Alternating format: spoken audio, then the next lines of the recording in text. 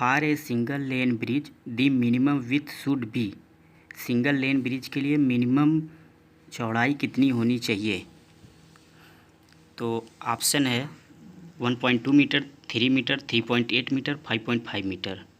तो इसका right answer होगा ऑप्शन सी, 3.8 मीटर।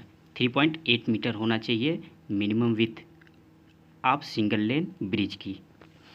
तो फिर अगला नेक्स्ट क्वेश्चन है, the thickness of wall in a circular tank should not be less than. Circular tank के लिए जो वॉल की थिकनेस है कम से कम कितनी, उससे कम नहीं होनी चाहिए। कम से कम कितनी होनी चाहिए? तो ऑप्शन है 5 सेंटीमीटर, 10 सेंटीमीटर, 15 सेंटीमीटर, 25 सेंटीमीटर।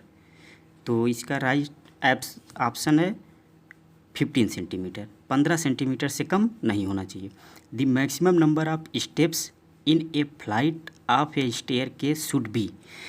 जो स्टेयर केस की एक फ़्लाइट होती है उसमें मिनिमम नंबर ऑफ जो पैड्स होते हैं, स्टेप होते हैं, वो कितना होना चाहिए? 8, 12, 10, 20। तो राइट आंसर है 12। तो मतलब 12 से कम नहीं होना चाहिए, 12 से ज़्यादा नहीं होना चाहिए। नेक्स्ट है, the total thickness of A flat slab should not be less than. जो फ्लैट स्लैब है उसकी जो टोटल थिकनेस है किससे कम नहीं होनी चाहिए? 8.5 centimetre, 10 centimetre, 12.5 centimetre, 15 centimetre. Right answer है 12.5 सेंटीमीटर। मतलब 12.5 सेंटीमीटर से ज़्यादा नहीं होना चाहिए, कम नहीं होना चाहिए। 15 सेंटीमीटर व 10 centimetre side of cube has more strength. 15 या 10 सेंटीमीटर का क्यूब जो में से कौन सा ज़्यादा स्ट्रेंथ लेता है? 15 सेंटीमीटर साइड और 10 सेंटीमीटर साइड। तो करेक्ट आंसर है 10 सेंटीमीटर साइड क्यूब, जो कि ज़्यादा स्ट्रेंथ रेजिस्टेंस करेगा। द स्ट्रेंथ ऑफ कंक्रीट में अचीव 100% आफ्टर।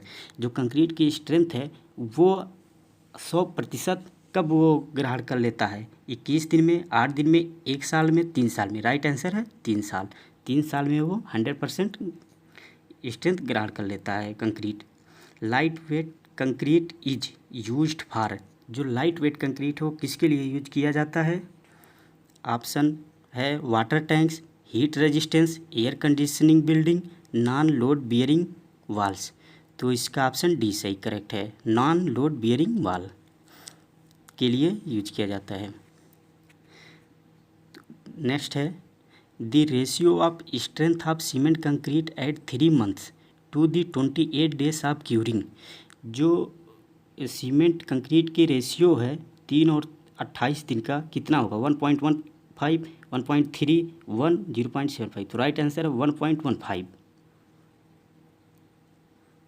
तो नेक्स्ट क्वेश्चन है, minimum grade of RCC in sea water.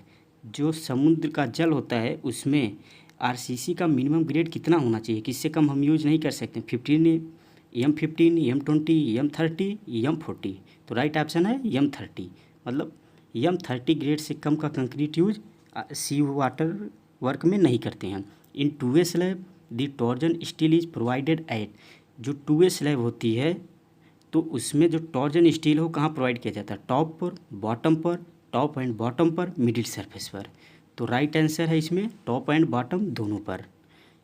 2 slab में टॉप पर भी और बॉटम पर दोनों पर प्रोवाइड करते हैं टॉर्जन स्टील। तो थैंक्स फॉर वाचिंग।